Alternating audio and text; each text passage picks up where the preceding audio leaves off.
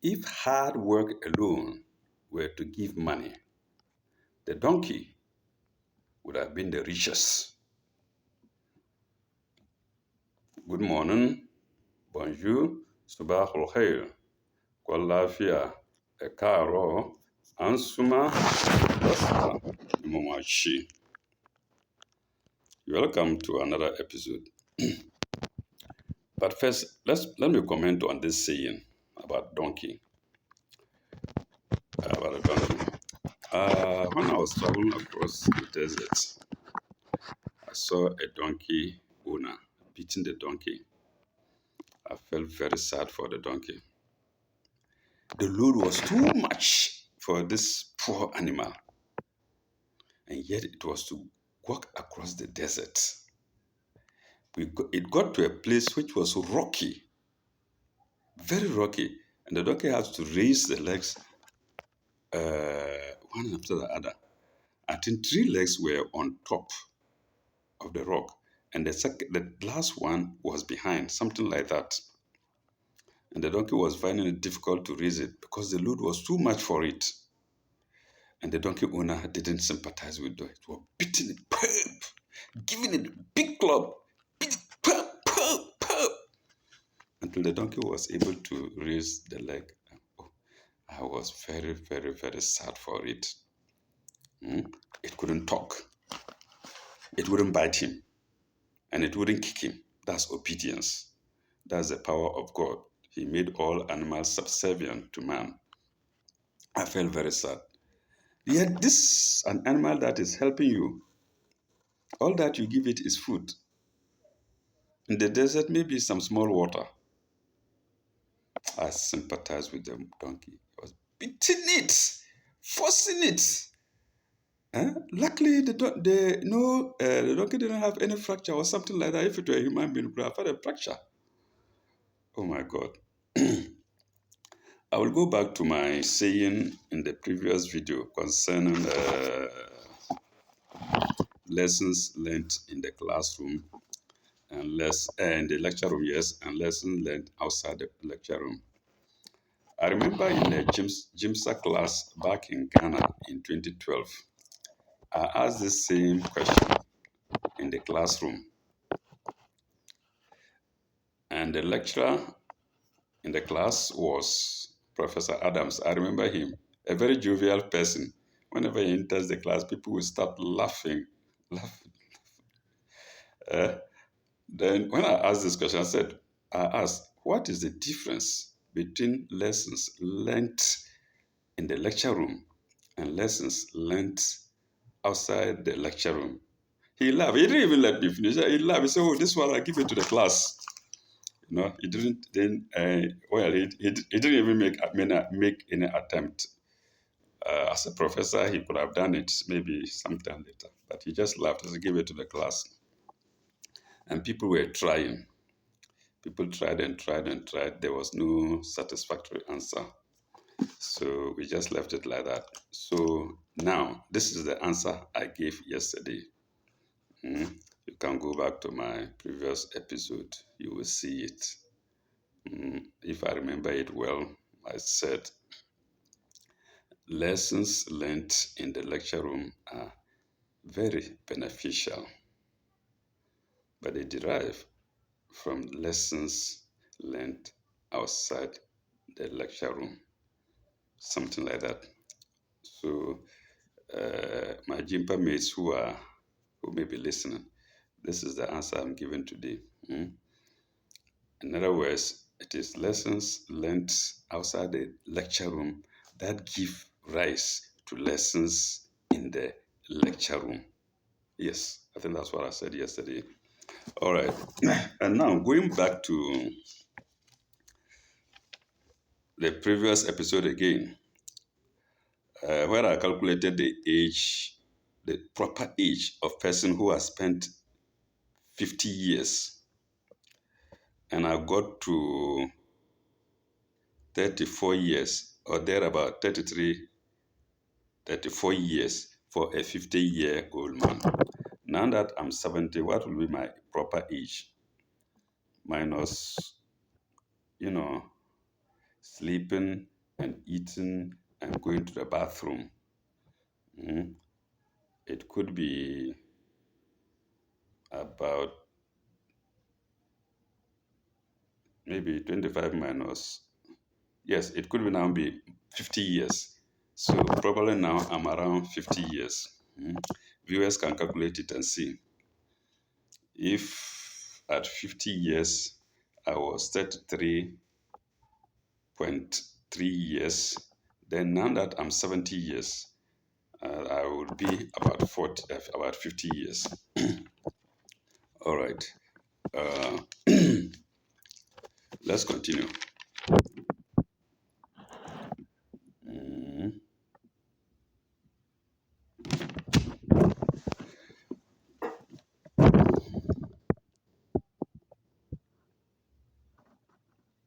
yes, on the 7th of October, I inadvertently poured hot tea, hot tea from my palm. I was very lucky. It didn't pour on my body. I would have been burnt horribly. It only spill of hot tea, burning right ring finger. Yes, my right ring finger was burnt. That was all. Mm. Remember, I said I started preparing tea for the patients, the small boys from the villages, mm, who were being admitted there. Like I said, I occupied the cabin left over for us by the Austrians. That's where Dr. Saibu gave me to stay. And that's where he was preparing manhole for me. And you'll be there and they'll bring patients at night. Whenever a patient is sick, they just put him on the motorbike. Not necessarily Janga only, from the surrounding villages or communities. The patient gets there and then sooner or later they start complaining of hunger. And yet there's no food there to buy in Janga there at the hospital there. Even in Janga town, late night, I wonder if you can get any food to buy. So I used to prepare food for them. Mm. Maybe some biscuits and tea or anything that I had. Whoever was crying of hunger, I would give him something that could help him a bit. Then I saw that the children in particular needed some uh, proteins to help in their feeding. In the early mornings, I would make tea for them. If I remember the day, that was 7th June. I started it 2012. I was preparing tea for them. And so I had to get up early morning or dawn, make my tahajud, and put the tea on fire, relax a bit, go and serve to them after Fajr prayer. After tahajud, I make the tea, then pray my Fajr. That's different from tahajud, and prepare the tea for the patients. And that day, I was very lucky. The tea didn't burn the whole of my body. I put it here, 7th October. Mm. Okay.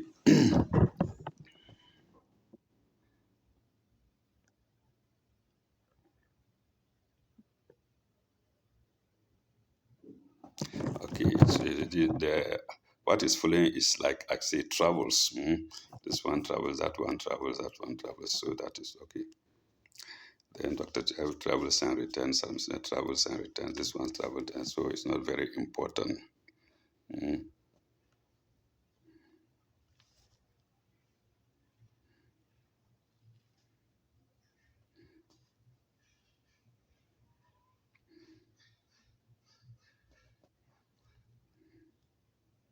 Yes, I forgot to say something. One of the dates I just skipped. I don't know why I skipped it. The door, one of the doors in the hospital jammed against my finger. And I was lucky, very lucky that it was not to be amputated. I think I said it. I was lucky I had some antibiotics. And this is the finger.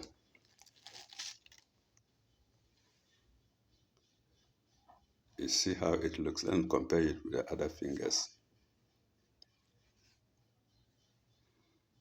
That is I think, the ring finger. Yes, that was the ring finger. You see that the fingernail there is longer than the others. Then this finger could have chopped off. I was lucky. Uh,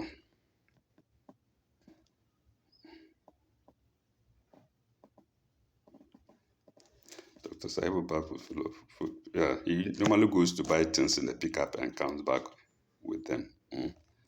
That's Dr. Saibu. Yes, I will still go back to him. You see, I was telling you he denied somebody his daily bread by asking him to wash cars, to wash the pickup. Mm. I have it here. What I said was that you asked him to remove the Wellington boots, but no, he was to wash the pickup and at the same time remove the Wellington boots that he used. Mm.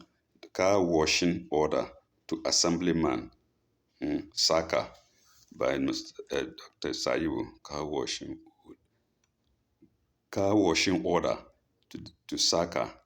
And I said, finally, the man left. Like I said, this man was an elder in the village. And at the same time, I think he's the assemblyman, yes. That's a politician, low great politician. Uh, this is my advice, not just to Dr. Sai, but to others. You see, when you go to university to learn, you just don't learn only academic material like in other classrooms. I think that's why they call it university. It has something to do with universal knowledge. You have to think very broadly. If this Dr. Saibu were to tell the assemblyman, oh, Saka, can you get a boy to wash my car for me? I think this man would have been pleased and he would have done that with the speed of light. He would get somebody boy from the village. He was well known there. Go and wash the car for him. You see, after washing, the doctor could have said, oh, you take 2 CDs for your lunch. And he would have been happy, and he would have gotten a good name in the community. But now that you did this to him, they were cursing. Say, why does he do that? Why does he do that? Now he's denying our father his daily bread. You see, when people complain like that, it boomerangs on you. Yes, it boomerangs on you. Like I said, he started well, even preparing food for us. And people will be grateful. But why later he did that, I don't know. That's it. That's why I'm saying he was ill advised. As a doctor, anybody can do anything for you. No, it's wrong advice. You're not a doctor. As a doctor, you can call anybody at any time. Call me Sule. No, you have to look at people. If it's older than you, like you saw I was older than you and you were, helping me, that is the best. Hmm? I thought of it, and even now I'm still thinking of it, and I'm not bitter. I'm not all that you did. I'm not looking at it. I'm looking at the time that you were helping me, and I was very happy about it. And when you were going away, I shed tears. Nobody will have said it, but I shed tears because it's a good man. But when you go back, when you turn around and behave like this, no. So this is my advice to people listening. You have to do everything like a university student. You have to have universal knowledge of things. Saka, get me boy to wash my phone. He'll go and get it very fast. Wash your phone. Oh, take 2 CDs for your. The next time, before you land, the boy is waiting to wash your car for you. You see, before you land in Bolga, before you reach China, the boy is waiting to wash. You won't call him again. He'll come and wash the car for you, and that's okay. Hmm? And even there were laborers and low other watchmen and whatnot there, and people who were willing to do it for coin. You ask somebody, an elder in the village. Maybe you didn't see him as an elder, but he was because you met them there. You don't know them. You see, and the man, you denied him his daily bread. And they don't know. Later on, he even attempted stopping my salary. And he told me, I went to the bank in Temele, and they said, no, nobody has stopped your salary. He didn't know the way to do it. So you see, stopping somebody's salary again, denying somebody his daily bread, you will face problems. No doubt about that. This is not a lecture room lesson. No, this is not a lesson in the lecture room. You will face problems.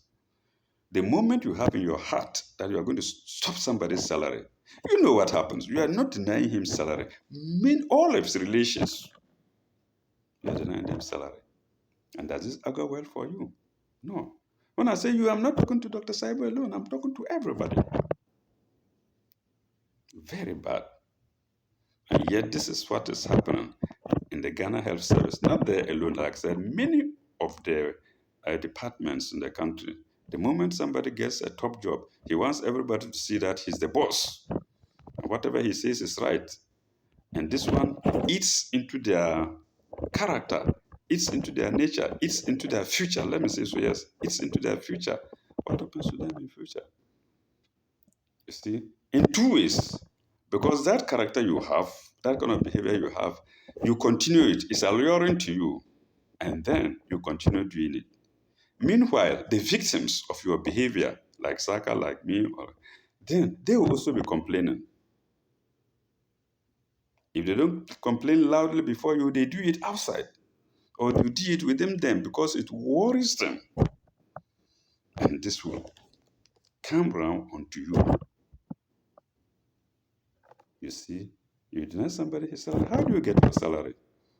I don't believe now he's in the Ghana Health Service. He was opening his own clinic. So this is a lesson to all of us. It's not everything that is in the classroom or in the lecture room. Some of the knowledge you have to get it outside the lecture room, within yourself. God has given us that kind of uh, sympathy for men, sympathy for man. It's very sad, and I'm sad for mentioning these names. But like I said, I never even thought one day I would read these things or I would come on the internet. I just wrote them down and to come into my autobiography. But even that one too failed. But when the internet came, I said, no, this is an opportunity. Let me use it. And that apart, I'm also doing lessons in the Quran. Science in the Quran. So that is also in order. You can call me a preacher. Yes, except that I don't satisfy all the requirements or qualities of a preacher because I laugh a lot, la la la la, ha ha ha ha ha, you know. But then after that, I go on my knees. There's no day I don't go on my knees to ask for forgiveness, and that is what God loves most.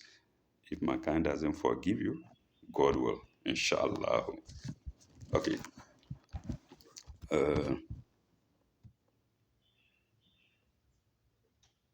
Yes, I did Dr. Majid's case too. We won't pay. Here's another example. When he came, he was good to us. He told us to claim our allowances. Car allowances there was. They were getting it. Motorbike, there was. Then he said, even bicycle. So encouraging we on bicycles to also collect them. But then turn around and refuse to pay. Yes, somebody will tell him, why? You were not getting it. Why do you come to remind them? And why this stubborn man, Sule? So you see, he won't have things easy. No. And you can see now I'm commenting on it. He didn't know. He wouldn't have things easy. He wouldn't have things as smoothly as he expected them, even though he was the head. Sad, isn't it? All right.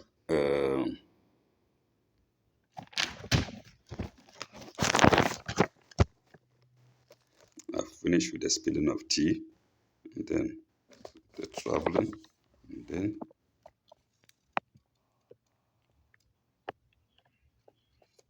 yes. I remember I wrote something down here, lab motivation. You see, at any time, the man in charge can decide to motivate people. mm, Can decide to motivate people. Then I had an amount of 150 CDs as to motivate me to work more. Mm. Then Alasan had 80 CDs. Then Awal had 70 CDs. Who did it? I think it was the lab. I didn't say lab as medical assistant. I think so. Okay, Dr. Saibu was still there. I don't know whether he did it or not. Yeah, he was still there. Maybe he did it. Mm. So this is for hardworking people, but it became a normal thing. From time to time, the workers are motivated, apart from their salary. They have small monies. When they go to work on workshop, they are given monies. And these people are still not satisfied, and they are selling bottles. I mean, an insatiable group of people. You get monies, your salary, bicycle allowance, car allowance, motivation, workshop allowances, and you are still selling bottles, ordinary bottles or plastic containers for somebody to urinate and come back with the urine. Not just that, after selling it, when you go pay for the bathroom, for the urinal twice, and then come. And these are people selling maybe only granules, only eggs, only chewing sticks. I don't know what is in their mind. I don't know what is in their mind. May God forgive me, but I think God understands me. I don't know what is in their mind. If your salaries and the motivations and whatnot cannot satisfy you, is it the 20 pesos and whatnot that will satisfy you? Then they gather all and share. So how could I fit in such a place?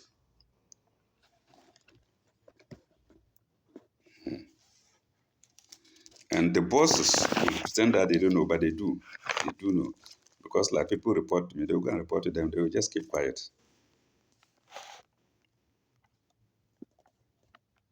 Okay, on Monday 10th, what I have here is my leave begins. And then off to Colombo. On Monday 10 October 2012. Now my finger leaf begins. And then pulling it off.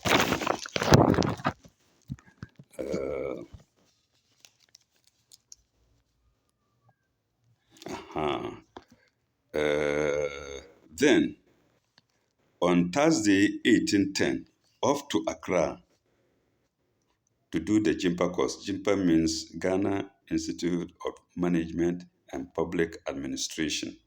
Ghana Institute of Management and Public Administration. So I used my leave time to go to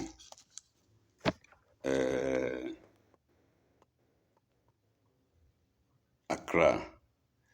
I think to either to buy the forms and admit them or something like that, because we were told the forms were not there. And they were short of forms in our facilities, that's in Janga and Tamale and whatnot. So I had to go to Accra to Chimpa to purchase the forms, I suppose. And that was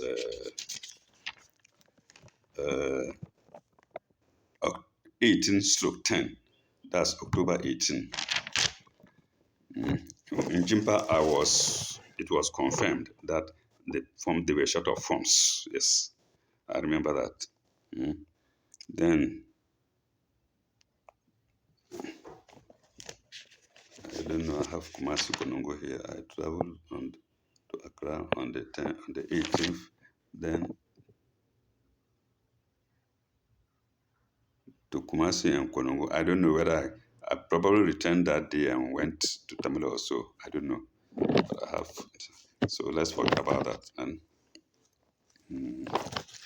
uh,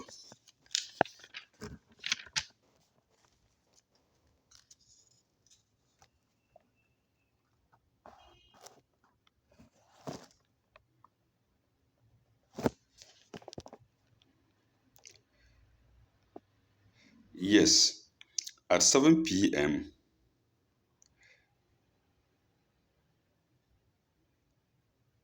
uh, one Mary called me from NHD.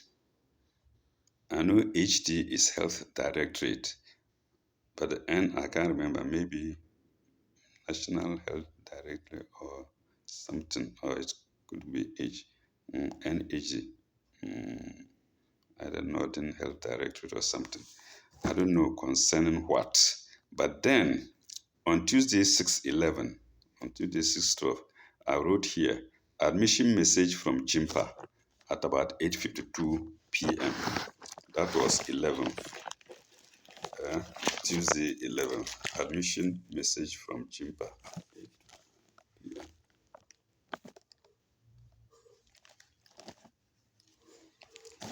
That's what I wrote there. Then, 11/11, that's November 11, off to Jimpa in Accra. Off to Jimpa in Accra. Then, yes, I think that's about when we started the Jimpa classes. I remember I said I was on leave. Then, 12, 17, 12, off to Cape Coast. Why Cape Coast? I had a friend there who was in the prison. He was going crazy. They called him Osei, who was in Konongo, and I had to go and greet him and present some items to him just to help me. Yeah. So I took the pains to buy some sardines and then to get some money for him at Jimpa. And an incident happened there, and I'll have to let the viewers know what is happening. This was more or less a mental patient, but they put him in the prison.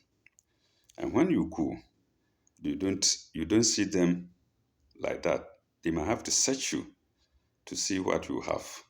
If you have something dangerous or something to give to the prisoner, that is not allowed. And when after all that, they know what you are bringing to them. I think, yes, the number, I think about 12 tins of sardines. And also some money. I don't know if it's 50 Ghana cedis. But then you won't give it to the prisoner directly. The wardens will collect it and then give to them. And funny enough, when you are going to see your prisoner, a warden will follow you. You and the prisoner talking, she will be there. In my case, it was a woman. She'll be there listening. So if he told the prisoner, I brought this 12 tins of sardines for you, 50 cedis for you, she's listening. If you didn't tell the prisoner, she's listening. And I didn't tell the prisoner anything because there was no need. They are collected, they said they'll give to them. Okay. And then later on, my countryman was released. His time was up and he was brought. And I asked him, how many sardines were you given? I think he said, I can't remember the number, but I think he said 6. They had removed half. Then the money they were sympathetic. I think they removed 10 cedis or so, either 10 or 20. So you see, the money they had taken out of the sardines, they had taken out of on top of their salary. On top of their salaries. This is what I mean. It's not only Ghana Health Service. You see Ghanaians moving like that, we are dangerous, tangible. We say Nigerians are bad. Ghanaians are worse. We do ours cool underground. The Ghanaian will cheat you such that you don't cry, or when you cry, people don't hear. The Nigerian will kill you or cheat you or kill you, so you cry loudly. What is the difference? So you can imagine, in a prison, people who don't have food to eat, Most of the time they are hungry. When they bring things, you then see some again. And then you go, they are looking lean. Oh my God. Oh my God. God have mercy on us. This is true story I'm saying. I've forgotten the name of the girl, some little girl like that. And when, like I said, they share it together, all of them. And the main man at the gate sat down, zap. The body big, the belly too. So these are the monies that he's swallowing. They share them. Oh, I took it there. It's okay. He never told the patient any. He never told the inmate anything. So, oh, let's take the sardines. Let's take the money. I don't know. Hmm? This is my diary I'm reading to you. Off to Cape Coast, Jimpa. Off to Cape Coast. This is it. Off to Cape Coast from Jimpa. Somebody has sympathy for a friend and then goes to give them food and money. And you, the prisoner, take some out of it. And it's not only mine. Everybody, that's what they used to do. At the end of the day, they share. Like I said, many offices in Ghana. And when you see Ghanaian movie, you think that we are honest people. We are not. I repeat it, we are not. We are evil. We are cheats. We are dangerous. And when I went there, I saw also one of the ladies sat down and the prisoner was cutting the toenails, trimming the toenails for her. Sat down and just posing big, doing big, big things for nothing. So you see, it's not only West Hospital or Konongo Hospital or no. Why can't you do it yourself? A poor prisoner. So you can imagine, she would never cut her toenails. I can guess. All the time, somebody to do it, sit down and let you know to come and cut it for him. What does that mean? I remember my wife going driving, and another person will be pouring granules for him to be eating and talking and driving. And he says he's a big man. Oh my God. So there are lots of things we don't see, but God sees. Yes, a lot of things that we don't see, but God sees. That's why I say I remember when I was doing my course in Konongo and I was to do some time in the mortuary. The senior that I met there working already didn't have sympathy for dead people. Yes. I didn't understand him until today. When somebody comes crying, he said, yes, another wicked person has been brought. Because to him, everybody is wicked. At that time, I thought he was crazy. Yes. Another wicked person. Then outsiders would be there yelling, wailing, crying. And some of them were pretenders. Not all of them were really wailing. And some of them actually caused the death of the person. So the world is complex. Only the Almighty God can understand His world. Nobody can. I've heard of patients admitted in the hospital, and clever doctors don't allow certain individuals to enter to see the patients, even though they are family members. May God bless those doctors. They see something, they discover something, and they say, no. God has given people a third eye. Because the very people who kill the patients will come and pretend that they are going to help the patients. They may even give the patient poison to take and die fast. So one clever doctor also, no, you don't go, treat him. So that is negating the work of the doctors. When the fellow dies, say the doctor didn't do his work well. No.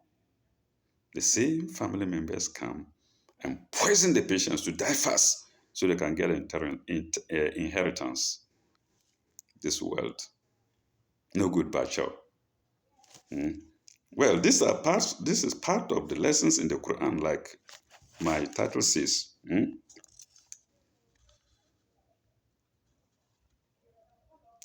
Yes. On the Sunday, 25th, I traveled to Sakumono. Who is at Sakumono? My good friend, Idris Alassan. So Idris, I salute you. I went to, while away time there, or on Sunday, I had to move from Jimpa to just have some fresh air or something. Then from there, I went to Legon Hospital on 26th 11. I had a toothache, and I think it was to be removed for me, yes. So it's not all my teeth that are complete. Sorry to say that. Those ones far behind have been removed. I think about 3 or 4 or so. Then, off to Legon Hospital again. That was 26/11. Then, 27/11, the following day, I went again. I think I went and got a card, and I was asked to come the following day. So the following day, I went for the removal of the tooth. Then, Friday 30th, to Trust Hospital. Trust Hospital 2 was again where my friend Idris was. It was formerly Senate Hospital. Saturday, to Henry, my friend, in Kanishi. I went to say hello to him. You can remember another weekend. Man cannot stay in one place like that. The Jimpa lessons were very tiring. 1 month we would do a course of about 2 years. That's what one of the lecturers said. That you will be so tired, you won't know what to do. Sometimes when you are going for the lessons, even you curse yourself because everything is packed, so packed within a very short time. Okay. Wednesday 12, off to Konongo. Yes, I remember at the Jimpa, those attended the course with were managers in the various hospitals. When I explained that I was doing the course on my leave, they said, no, you have to get another leave. You have to be given another period to rest. The course is so tedious, and you are doing it on your leave time. Then you haven't had rest. So managerially, you have to rest. I saw Dr. Saibu. He wouldn't budge. He wouldn't give me the rest. This is the same Saibu. No, I remember. He knows it. I said, oh, I'm tired. Let me have some rest. Even if not a month, 2 weeks. I said, no. He wouldn't give to me. You see, just behaving, pardon me to say, foolishly. The members said, no, you need to rest. Going by the cost and the fatigue involved, you need to say, no. I think he gave me 4 days, 2 days or so, or I took it for myself. And because of that, my Jimpa money hasn't been paid to me now. He paid himself. I went. And all the people I met, the managers, their facilities paid for them. But in my case, because the forms were not there, and I had to go and collect the forms myself, and I was in Konongo, there was no way that it could happen. But then they were aware I was there. I remember the administrator, Ibrahim Imoru, kept on asking me whether I went to Jimpa or not. So I was communicating with him all the time until I told him, yes, I'm there. But still, up till today, they haven't paid my Jimpa money for me. I will ask and ask and ask and ask and ask, as if the money is their bona fide property, as if they inherited the finances, the monies in the Ghana Health Service to themselves. Just give it to him. What happened? You don't get anything by just paying him his money, getting the receipt. The receipts are there. I will show them something. So, till today, apart from the bicycle allowance and the use of my microscope, then on top of that, 32 months salary, I'm paid. But like I say, God has expanded my heart. Moses prayed, Rabbi Ishragli Sadri, when I was going to Pharaoh, oh Lord, expand my chest for me. Pharaoh was a brutal killer, and he was afraid, and he asked God to expand his chest for him to go to Pharaoh. When it came to Muhammad, alayhi salam, both of them, may peace be on both of them, God asked him, Alam nashrak laka sadraka. Didn't I expand your chest for you? So that's reflecting Moses' prayer. about 2,000 years ago. So, if not that God expanded my chest, you can remember what I would have mourned. I would have. I would have died. I could have died. Hmm? I would have suffered to death. After all these challenges have been caught and have been cut from me, I have nothing to do. I can't steal. I have to sell my house to make a living. But God knows best. And they are not better than me because when you talk of peace of mind, except that they don't know what peace of mind is. Because when they feel it, I don't know what peace of mind they will have. Yes. And I believe some of them will view it. Mm.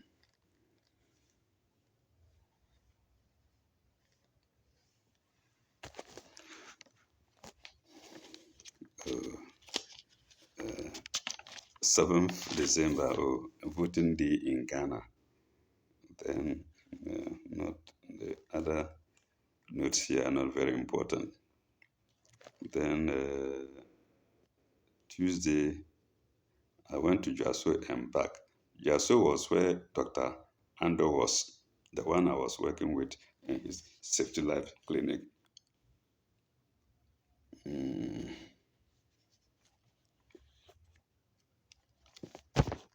What do I have here? Made some note here. Go to Thursday 29th. Go to finish. See Thursday 26th. I don't know what that means. Thursday 26th.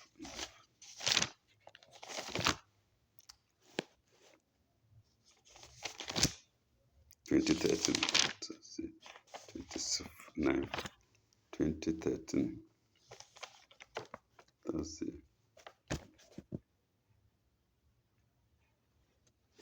26th.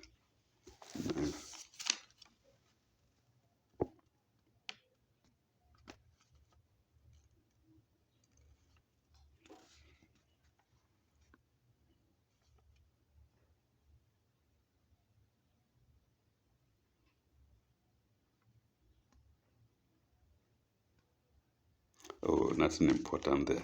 I don't think there is anything important there. Let's go. Put some asterisk somewhere. I don't know where the asterisk was. Oh, okay. It's nothing important because I think something finished and not very important, not worth reading.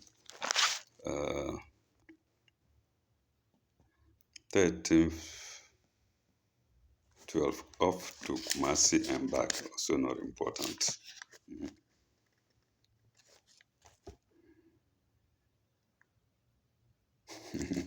Okay. Man can be afraid. Oh. There was something here. I think I was worried about being impotent. Maybe my thing was not kicking. And I wrote here, I questioned the beginning of impotence.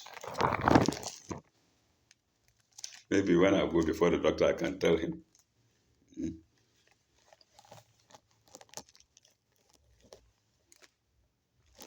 It's a question mark. Like I said, I don't hide things about myself, let alone about those who have made me victim of their actions. So, but then it turned out not to be because after some time, and as I'm talking now, I tell you, the blood is flowing there quite well. Uh,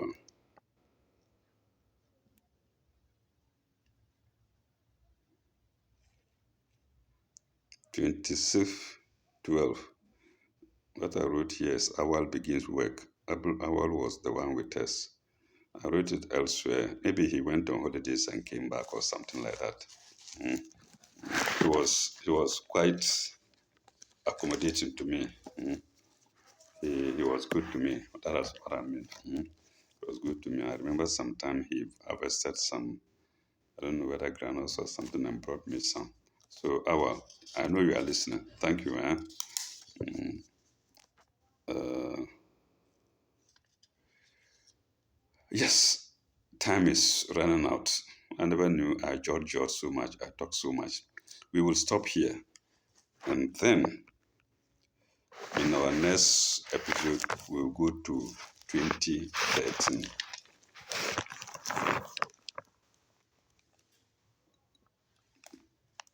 Next. So, viewers, like I said, this platform is more or less a preaching platform, a platform to let people remain on guidance. If I myself am not on guidance, God will forgive me because I'm human. But as humanly possible, let us remain on guidance. This is what the Holy Books tell us. And when you remain on guidance, you will be a happy man, whether you are poor or not. Because inside you, you know you haven't wronged people. But when you keep on wronging people, no, and they keep on, they go to bed, they can't sleep. They comment, they say, oh, this man did that to me. Oh, why? The family members, why are you sitting quiet? Oh, my salary has been stopped. Oh, daddy, today you haven't given me 5 cities. You are giving me only 3 cities. Oh, my salary has been stopped. Who stopped the salary? That fellow wants to do well. He can't do well. Or they can't do well. No, it's not there. It's neither here nor there. They can't do well. Always try to make people happy. And I endeavor to do that by preparing tea for them. Any little help I have, I give to them. If they are happy, I'm happy. If they are not happy, I'm not happy. So if you wrong somebody, don't think that you will be happy. Joe Larry can be happy now. He can't view this video, so we'll put it off. But if he does, how can he be happy? Because I will show you proof of it. I've done it before, where he turned, where he made a way bill. He made a, what do you call it? What do I say? He made a form as a way bill. He turned the public health stands, public health store as his store, where he became a businessman selling things, and the form got to me. Somebody came and placed it on my table. He thought everybody likes what he was doing. And instead, how can he be happy? You can have 10 houses, 100 houses, and then you see a poor church mouse like me criticizing you. Where is the happiness? Anyway, I stop here. Thank you very much. Ila leka ibaba. May God bless you all.